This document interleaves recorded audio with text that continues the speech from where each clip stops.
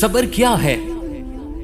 بالکل خاموشی، کوئی شکوہ نہیں، اللہ پر یقین کہ حالات بدل جائیں گے، نہ بھی بدلے تو پھر کیا، میرے رب کو بہتر پتا ہے، یقیناً اسی میں بہت بلائیاں ہوں گی۔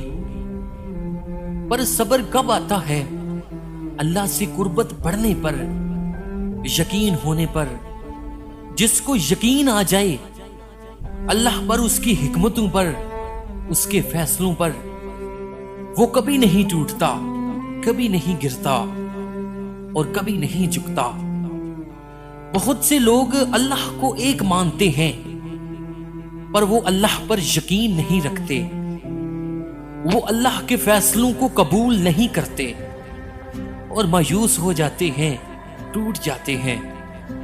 اللہ پر یقین کر کے فیصلوں کو قبول کرنا سیکھیں اور زندگی کو خوبصورت بنائیں۔